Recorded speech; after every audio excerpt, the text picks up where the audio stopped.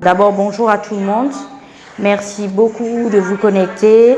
Merci pour tous les messages gentils qu'on a reçus. Merci aussi à tous les médias qui ont fait le relais du book review. Je pense notamment à gmtmi241.com, je pense à Gabon Review, je pense à l'Union.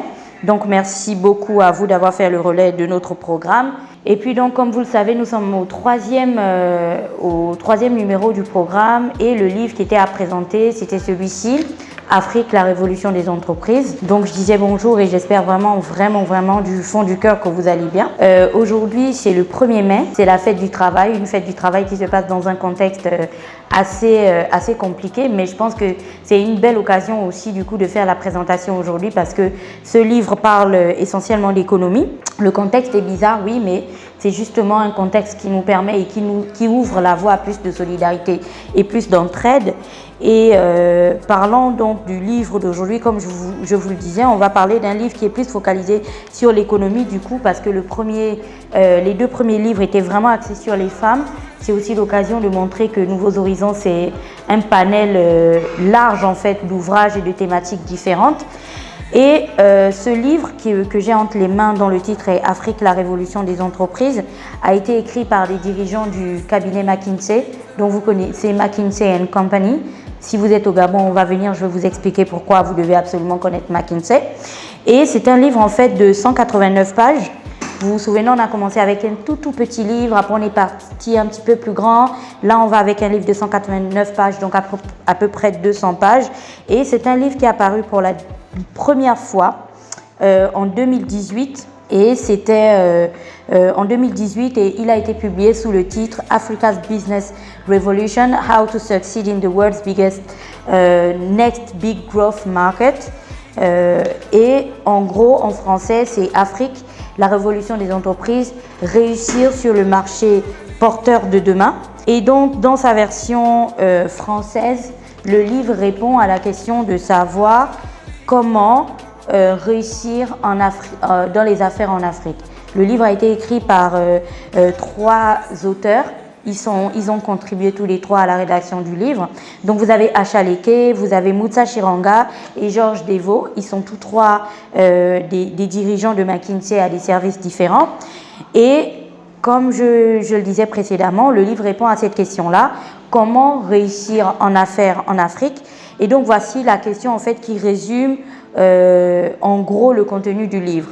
Vous avez les auteurs qui s'attachent donc à travers chacune des pages à répondre à cette question, à apporter des solutions à la fois aux entrepreneurs, aux investisseurs, mais aussi aux managers de grandes entreprises et à leur donner des astuces, mais des outils.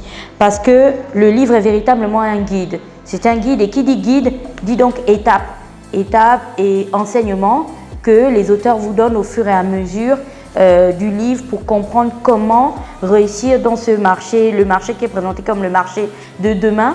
Parce que vous le savez, dès que des experts ou des économistes parlent de l'Afrique, ils parlent de l'Afrique comme le marché de demain, comme le continent qui va éclore, où il y a toutes les richesses, le continent où il faut absolument investir.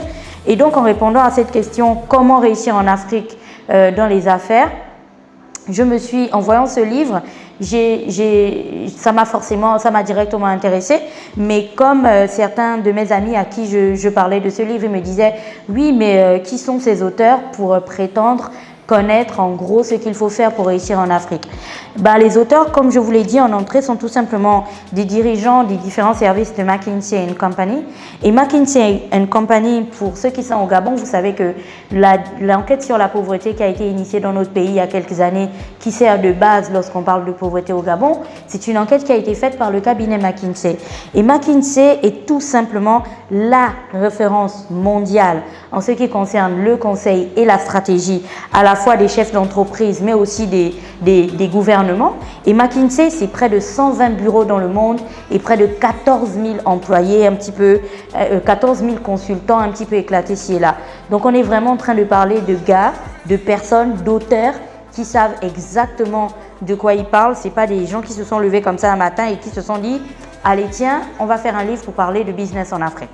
Donc maintenant, si tout ça s'est posé comme base et que vous voyez en gros où on a envie d'en venir, on va venir donc au cœur même du livre. comment réussir en affaires en Afrique. Alors, ce livre, dès les premières pages, déjà les auteurs vous emmènent directement ils répondent directement à la question « Pourquoi l'Afrique ?» Parce que c'est une question qui revient souvent, où les gens disent « Oui, mais on présente toujours l'Afrique comme le marché de demain, comme l'endroit où ça va, comme le continent où ça va directement, on va avoir un boom, où on va avoir beaucoup de succès et ainsi de suite. » Et donc, à la question de savoir pourquoi le marché porteur de demain, dès les premières pages, ils répondent déjà à la question « Pourquoi l'Afrique ?» Après, on arrive au cœur même de la thématique sur comment réussir en Afrique. Et puis là, avant de réussir, que l'on soit entrepreneur, que l'on soit un investisseur ou que l'on soit un chef d'entreprise, il y a bien sûr des tendances qu'il faut prendre en compte. Vous savez, les tendances, c'est les secteurs en fait qui sont porteurs ou qui vont être porteurs en fonction de l'observation, de l'augmentation de la démographie, de l'évolution de la démographie, de plein de paramètres en fait. Il vous parle des secteurs porteurs. C'est très important de s'arrêter sur la partie des secteurs porteurs parce qu'aujourd'hui, lorsque des gens ont envie de se lancer ou d'investir de l'argent, ils se disent « Oui, mais j'investis de l'argent dans quoi ?» Et vous allez comprendre un petit peu plus tard qu'il y a des grands chefs d'entreprise dans ce livre qui vous disent que lorsqu'on investit, on n'investit pas sur ce qui marche maintenant. On investit sur ce qui va marcher demain. Parce que ce qui marche maintenant ne va pas marcher de la même manière dans 5 ans. Parce que les choses bougent sans cesse, ça évolue. D'où l'intérêt de vraiment prendre en compte les secteurs porteurs. Et il y en a beaucoup. Là, ils vous ont fait un top. Vous avez un top, je pense, 5 ou 10.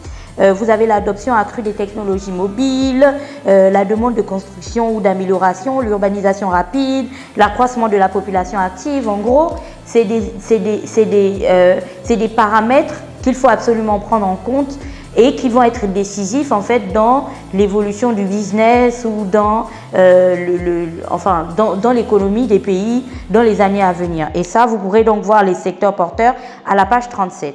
Après, on rentre en plein cœur dans le contenu du livre même, où les auteurs vous disent comment en fait, vous donnent des astuces pour réussir votre business en Afrique. Pour eux, il faut absolument concevoir sa stratégie d'expansion grâce à bien sûr plusieurs outils d'expansion. Alors, pourquoi une stratégie d'expansion et c'est quoi l'expansion d'une entreprise? Je pense que si vous nous écoutez, si vous êtes au Gabon, vous savez qu'ici on a des marques que vous allez retrouver dans le livre. D'ailleurs, on a Askai qui vient au Gabon, on a Sam Assurance qui fait partie du groupe Sanlam. Vous avez aussi Coca-Cola et on a Tony Eloumelou avec sa banque UBA et on a Aliko Dangote que tout le monde connaît. Je parle de toutes ces marques-là, de toutes ces entreprises-là parce que c'est ces dirigeants d'entreprise que vous allez retrouver dans le livre. Et donc, concevoir sa stratégie d'expansion, participer ou faire l'expansion d'une entreprise, c'est quand vous créez votre entreprise au Gabon et que vous réfléchissez à implanter la même entreprise au Congo, au Cameroun, en Côte d'Ivoire et ainsi de suite. Et elle devient une marque panafricaine, une marque continentale ou même une marque mondiale comme Coca-Cola. Et donc, pour les auteurs du livre, pour que ce soit possible, il faut d'abord concevoir sa stratégie d'expansion. La stratégie d'expansion peut dépendre de plusieurs paramètres. Par exemple, ils vont vous dire que vous devez par exemple choisir de démarrer par une implantation géographique ou par une implantation stratégique du style géographique. Vous choisissez les marchés qui sont plus grands, plus porteurs. Vous êtes au Gabon, c'est un tout petit marché, à peu près 2 millions d'habitants. Vous pouvez aller au Nigeria, où là-bas, bien sûr, vous allez avoir 10 millions et 10 millions d'habitants. Ou vous pouvez adopter une autre stratégie, comme certaines entreprises dans le livre, vous allez le découvrir, l'ont fait. C'est-à-dire que vous êtes une entreprise ici, vous avez envie de vous implanter dans un autre pays. Vous pouvez injecter énormément d'argent dedans. Donc vous mettez énormément d'argent et vous essayez de récupérer cet argent au fil des années, ou tout simplement vous rachetez en fait d'autres petites entreprises qui existent dans votre secteur comme des brasseries. Par exemple, vous rachetez des petites brasseries que vous brandez en votre nom, vous vendez une franchise en fait, ça devient donc votre nom et une fois que vous utilisez ces équipements de seconde main et que ça grandit, après vous pouvez dans ce cas avoir votre grande entreprise avec des outils nouveaux. Donc en gros, voilà comment on peut déjà commencer à penser à son expansion. Après, on rentre à un point qui est vraiment super important pour moi et je me doute aussi pour vous, c'est celui qui est lié au fait d'apporter une réponse aux besoins futurs et aux nouveaux besoins. Ça s'adresse à la fois aux entrepreneurs, qu'aux chefs d'entreprise, mais aussi aux grandes entreprises, ça s'adresse à tout le monde. Par exemple, à la page 96 du livre, c'est dit que par conséquent, les tendances à la demande sont en train de changer. L'Afrique de l'Est ainsi que l'Afrique centrale et l'Afrique de l'Ouest francophone devraient accroître sensiblement leur part de la consommation générale d'ici à 2025 alors que celle de l'Afrique du Sud chutera. Donc, ce qui veut dire, je vais vous le faire de manière très simple, on est en train de vous dire que si vous avez envie d'investir d'ici 2025, sachez que la croissance que l'on observe en Afrique du Sud d'ici 2025, par contre dans d'autres parties de l'Afrique, ça va aller crescendo. Donc, vous comprenez que c'est des paramètres qu'il faut absolument prendre en compte. Et c'est dit aussi à la page 90 que lorsque vous réfléchirez à votre stratégie africaine, nous vous incitons à en tenir compte et donc concentrez-vous sur les marchés de demain que sur ceux d'aujourd'hui. Donc, au lieu de se dire « je réponds à une demande qui est là, qui est immédiate, qui est celle du Gabon », vous pouvez vous dire que j'anticipe et je vois déjà à quoi va ressembler la demande du Gabon en 2025. Et donc, vous répondez à cette demande-là, de sorte qu'une fois qu'elle arrive, vous avez déjà la réponse. Vous comprendrez bien ce que je suis en train de dire par là à travers le numérique. Par exemple, avant, au Gabon, lorsqu'on n'avait pas d'Internet, comme c'est répandu aujourd'hui, par exemple, les systèmes de streaming ou la vente en ligne ou les commandes en ligne, il ne fallait même pas y penser parce qu'il n'y avait personne qui prenait ça.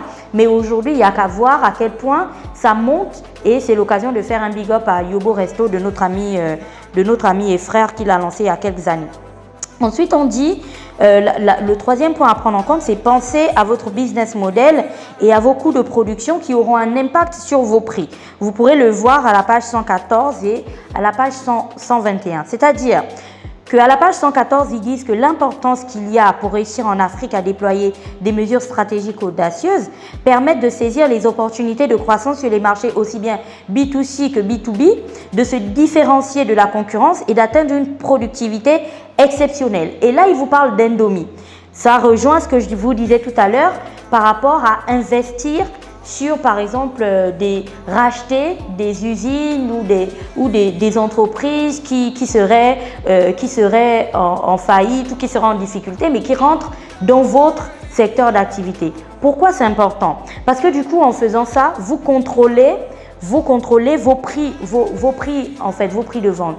Et si vous contrôlez vos prix de vente, vous arrivez à vendre un produit aux gens qui est à un prix accessible et un prix abordable. Et pour le continent, malgré le fait que ce soit présenté comme un continent avec de fortes ambitions et tout ça et de fortes progressions dans le domaine économique, le prix tient quand même une place très très importante. Et vous allez comprendre à la page 123, par exemple, lorsque il parle de l'expérience de la chaîne de télévision chinoise Star Times, si vous êtes au Gabon et que vous avez déjà pris la route nationale pour aller à l'intérieur du pays, vous avez vu les grandes antennes oranges qu'il y a partout. C'est Star Times qui place ça. Et c'est dit en page 123 que prenons l'exemple de la société de télédiffusion chinoise Star Times, dont les débuts sur le continent au Rwanda datent de 2007.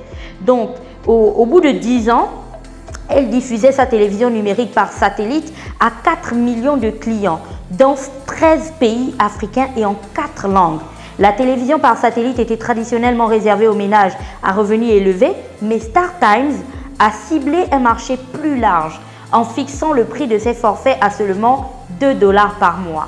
Pourquoi je m'arrête sur la question de Star Times? Parce que si vous avez déjà pris la route nationale, comme je vous le disais, et que vous êtes tombé sur ces antennes paraboliques ou le câble, comme on les appelle couramment ici, Vous êtes certainement demandé, mais qui a donné le câble à tous ces villageois? C'est une stratégie de StarTimes. Ils ont équipé l'ensemble de ces villageois sur le long de la route nationale de leurs antennes. Du coup, ils reçoivent les produits et vous comprendrez, ça n'étonnera donc personne que dans les prochaines années, StarTimes soit le leader de la télévision, de la diffusion par satellite, par exemple, dans notre pays. C'est à retenir. Je dis que ça pourrait être une possibilité. Ensuite, ils disent dans le livre qu'il faut vous engager dans les nouvelles technologies. Ça, vous pouvez le voir toujours à la page 123, mais aussi à la page 132 où on parle de l'expérience M-Pesa. M-Pesa, c'est au Kenya. Et si vous avez déjà entendu un petit peu parler de l'histoire de M-Pesa, l'histoire d'M-Pesa, en fait, c'est le père, c'est la création même du mobile banking. Ici, au Gabon, on a Airtel Money, on a MobiCash et M-Pesa, en gros, c'est l'ancêtre. Ça a commencé, lorsqu'on a parlé de mobile banking sur le continent, on a commencé par M-Pesa. Et donc, ils vous disent qu'il faut vous engager dans les nouvelles technologies. Aujourd'hui, il est impensable de créer une entreprise et de pas envisager la version nouvelle technologie de votre entreprise. Par exemple, est-ce que les gens sont capables de designer des cuisines ou d'aménager leur maison directement en ligne comme les services qu'IKEA propose sans que vous ne soyez là-bas et que vous soyez là en train de prévoir des choses? Ou est-ce que les gens sont capables de commander vos produits en ligne? Est-ce que les gens sont capables de vous joindre en ligne, de payer en ligne? Enfin bref, il faut tenir compte de tout ça parce que la technologie va être du coup décisive pour les prochaines années. Ils vous disent donc ensuite pour le prochain point, l'autre enseignement que j'ai retenu, qu'il faut penser au long terme. Alors ça répond vraiment à la question des entrepreneurs parce que ici au Gabon, on a toujours l'impression que l'entrepreneuriat, c'est je fais aujourd'hui, demain je deviens le Aliko Dangote du Gabon ou le Tony Elou-Melou. En fait, on veut vraiment que ce soit très rapide, que ça aille très speed. Or, ils vous disent que si vous avez envie de réussir sur le continent, il faut penser long terme. Il faut investir sur le long terme et ça, vous allez le voir donc à la page 136 ou à la page 136, je vais vous lire ce qu'ils disent.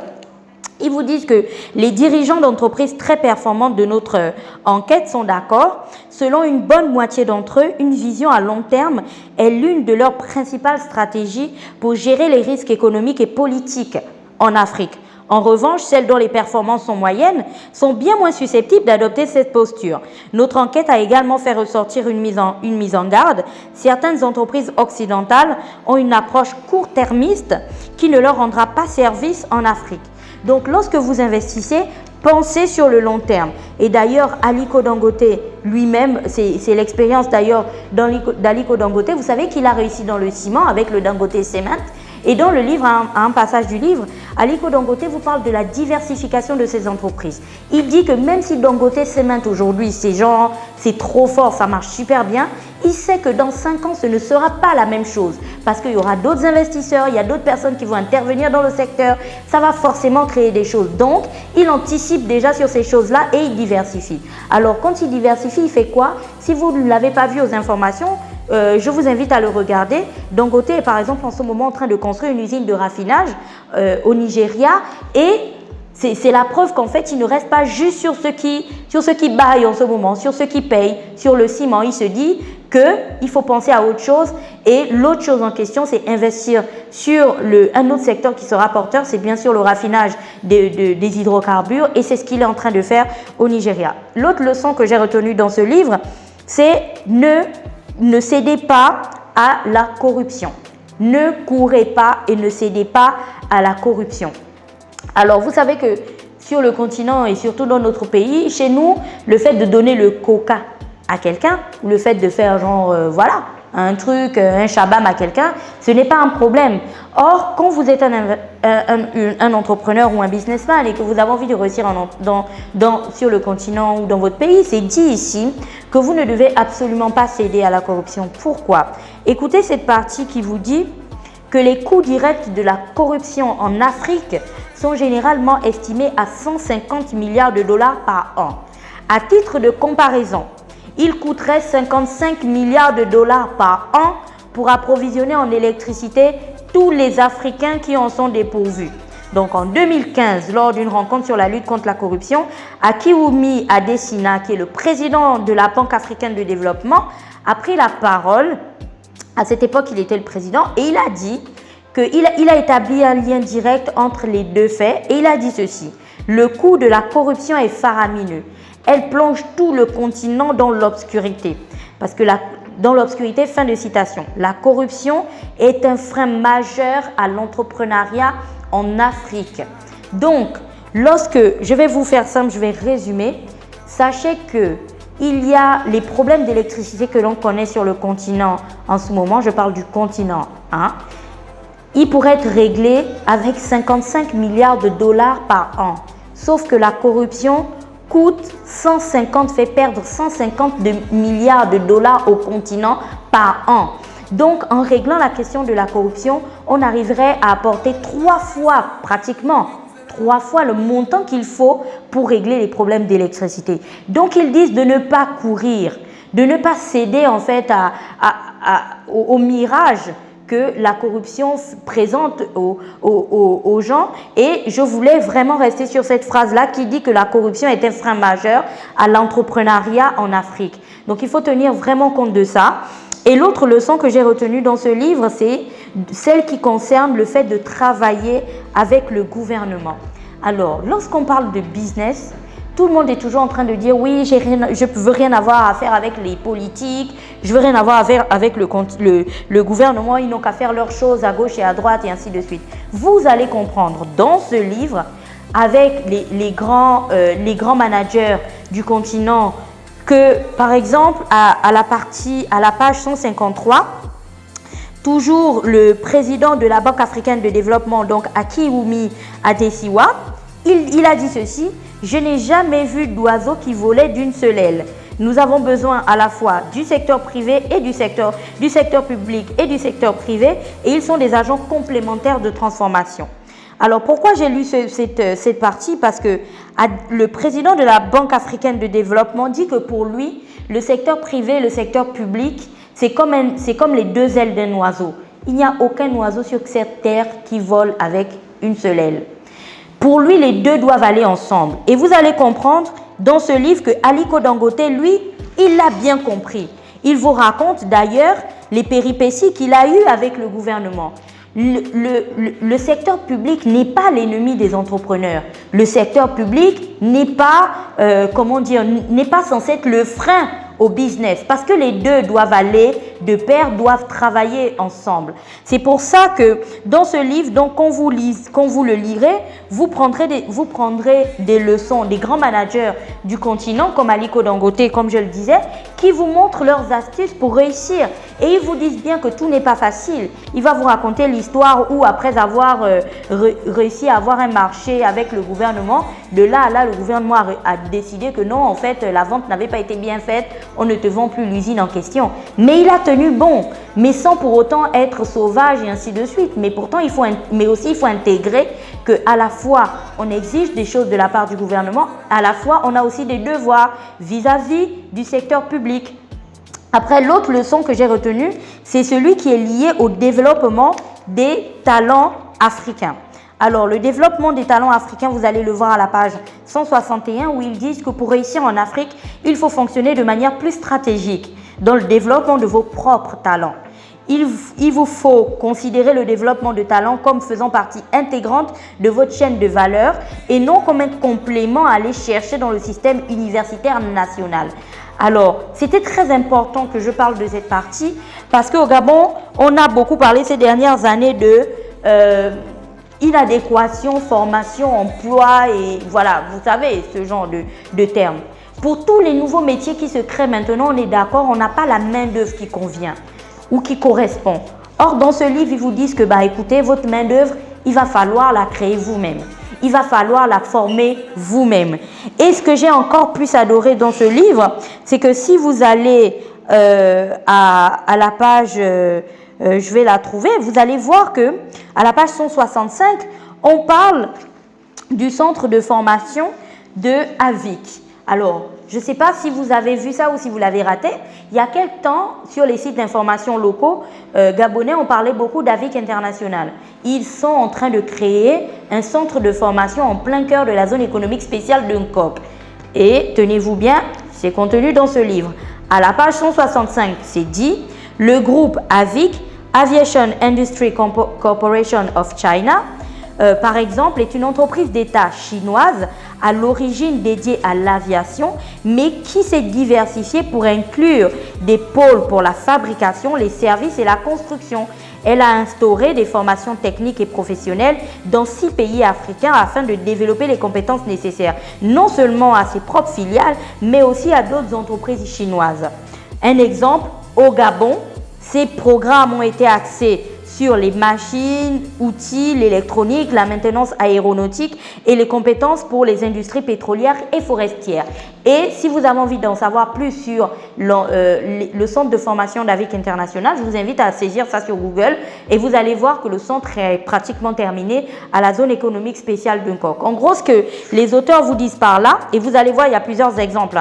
Bon, j'ai un peu fait genre le patriotisme, j'ai juste voulu sélectionner la partie du Gabon, mais il y a plusieurs autres exemples. Ils vont vous parler des exemples, par exemple, de Subway au Kenya. Ils vont vous parler d'une multitude d'exemples. Là, vous savez maintenant pourquoi, parce qu'il ne faut pas compter en fait sur les universités qu'il y a dans les pays. Ce n'est pas juste une question du Gabon, c'est une question continentale. Il faut vous-même façonner vos employés et votre personnel pour qu'ils correspondent à ce que vous voulez.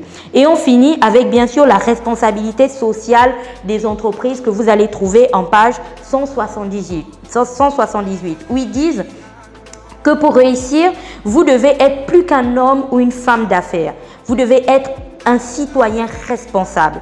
Parce que l'Afrique est confrontée à de formidables défis et il est trop facile de se contenter d'attendre que le gouvernement fasse le nécessaire. Si vous voyez un problème, réfléchissez aux moyens d'en résoudre une partie. Et ça, c'est bien sûr une phrase qui a été dite par un des dirigeants qui porte sa voix donc dans ce livre. Il s'appelle Steve Masiyiwa. Il est le fondateur et le président exécutif du groupe panafricain de télécommunications, de médias et de télécommunications qui s'appelle Econet Wireless. Et à la page 180, vous allez voir que Tony Elumelu dit que le gouvernement ne peut tout simplement pas répondre à l'immense demande d'emploi qui est le plus grand défi et la plus grande opportunité de l'Afrique. Mais de même, les entreprises doivent avoir conscience de leurs responsabilités et admettre que les retombées dépassent le simple aspect financier. Alors, ce qu'il y a à comprendre par là, c'est quoi ? C'est que dans notre pays, on a toujours tendance à crier, à bouder, même lorsqu'on on a une entreprise ou qu'on est un entrepreneur ou qu'on est un businessman. Bref, on se plaint toujours de tout. On est toujours en train de voir ce qui ne va pas, ce qui ne fonctionne pas. Là, ils vous apportent le problème d'une toute autre manière. Ils vous disent que dans chacune dans chacun des manques, dans chacune des choses qui ne fonctionnent pas, on doit voir des opportunités. C'est-à-dire être du côté de la solution et pas être du côté du problème. Et c'est cette responsabilité sociale des entreprises-là, le fait d'apporter une réponse à un problème lorsqu'on le voit, même si ce n'est pas une réponse complète, mais une partie de la réponse. C'est ce qui fait en sorte que vous créez une sorte de lien avec le public qui consomme vos produits, qui fait en sorte qu'au-delà de la publicité et ainsi de suite, ils se reconnaissent dans vos produits et vous créez un lien fort avec ce public-là. Donc en gros, voilà ce qu'il y a dans ce livre de McKinsey. Alors, il est vraiment très intéressant et je sais que en le lisant, lorsque je parlais de ça, des amis me disaient « moi, j'ai pas d'entreprise, moi, je suis pas un investisseur, j'ai pas forcément envie de m'étendre en Afrique, donc forcément, genre, ça m'intéresse pas. » Mais c'est vraiment un livre, je pense que c'est un livre pour tout le monde. C'est un livre qui concerne tout le monde parce que au-delà du fait que c'est un secteur où c'est une thématique qui concerne des personnes qui ont des entreprises, des business et ainsi de suite, c'est quand même une thématique qui nous ferait grandir. Ici, vous avez des interventions, des témoignages, des contributions de personnes qui, en temps normal, vous n'aurez pas la possibilité, vous ne pourrez pas avoir, on n'a pas la possibilité de les voir. Vous avez de grands chefs d'entreprise, je vous ai parlé de grosses entreprises qui donnent leurs astuces ici, leurs astuces d'expansion. Par exemple, posez-vous la question, comment Saham Assurance qui a été créé au Maroc se retrouve au Gabon? Comment Askai se retrouve au Gabon?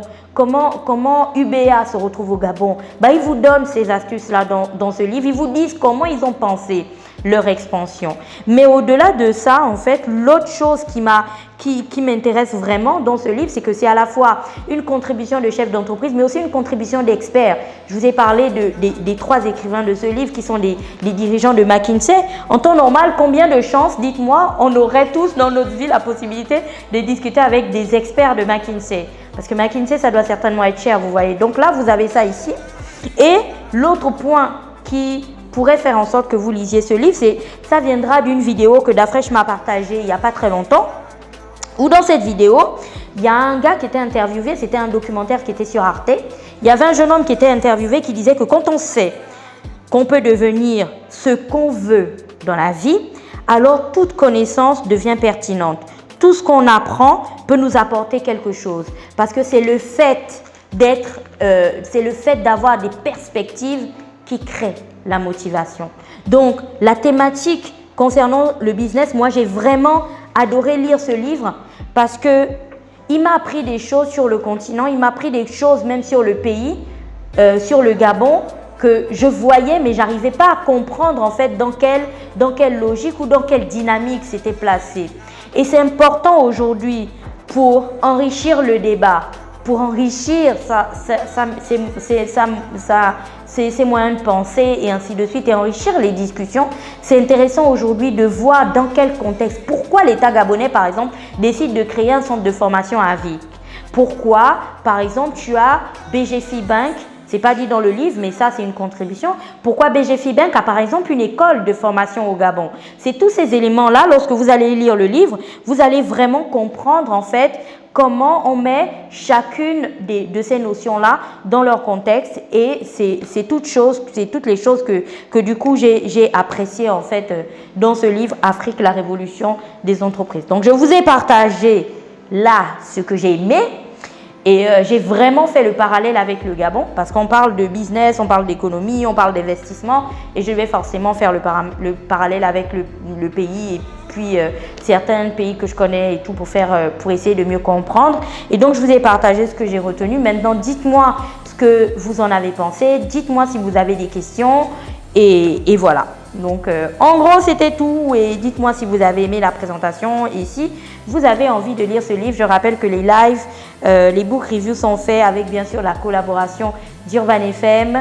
Et puis, bien sûr, l'ambassade des États-Unis au Gabon et Nouveaux Horizons qui fournit bien sûr les livres. C'est la maison d'édition qui publie tous les livres que nous présentons. Donc en gros voilà, je regarde rapidement vos commentaires. Je vois que Christian demande comment McKinsey définit-il la corruption. Alors dans ce livre, il n'y a pas une définition claire de la corruption du style du point de vue de McKinsey, c'est ça la corruption. Je pense qu'ils sont vraiment sur une définition claire de ce que c'est la corruption. Peu importe le pays dans le monde où on est, la corruption, c'est la corruption. C'est juste que je disais que chez nous, la corruption a même déjà un nom. Et à chaque fois qu'on a envie de corrompre quelqu'un ou qu'on a envie de se laisser corrompre, on doit tenir en tête le fait que ça coûte de l'argent au continent. Il y a Amsel Mustafa qui demande comment avoir le livre.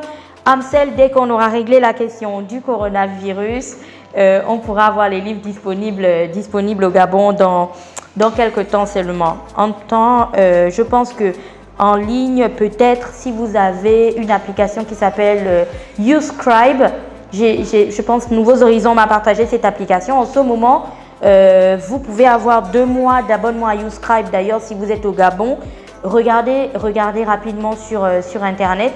L'application, c'est YouScribe, donc YOU et puis Scribe de SCRIBE. Et normalement, voilà. Donc, en gros, c'était ce livre-là que j'avais envie de vous présenter. Je rappelle que c'est vraiment un livre qui peut concerner tout le monde, que vous soyez un chef d'entreprise, un entrepreneur, voilà. Ça, c'est un livre qui concernerait tout le monde. Il n'y a pas beaucoup de questions, donc je pense qu'on va mettre fin au livre parce qu'on a vraiment gratté sur le temps. On a débordé déjà de 6 minutes et c'est l'occasion pour moi. Fallon, tu peux me passer ce livre s'il te plaît? C'est l'occasion pour moi d'introduire le prochain livre. Donc le livre que l'on va lire le 15 mai prochain. Je vous le présente déjà, il est là. C'est l'art de la confiance en soi.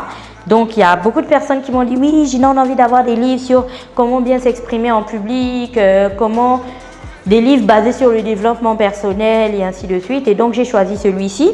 C'est l'art de la confiance en soi. Donc, du coup, je préfère vous le montrer déjà en entrée. Comme ça, vous aurez la possibilité d'aller le checker et de voir et de lire des choses dessus. Ce qui va permettre d'alimenter le débat. Et je rappelle qu'il sera donc présenté le 15 mai. Et c'est un livre qui a été écrit par Kathy Kay et Claire Shipman. Donc voilà, c'était tout pour le live d'aujourd'hui. Encore bonne fête du travail à toutes et à tous. C'était un réel plaisir de partager mes lectures, nos lectures avec vous. Et puis, on se retrouve bien sûr le 15 mai pour présenter l'art de la confiance en soi. Voilà, merci beaucoup. Gros bisous à tous.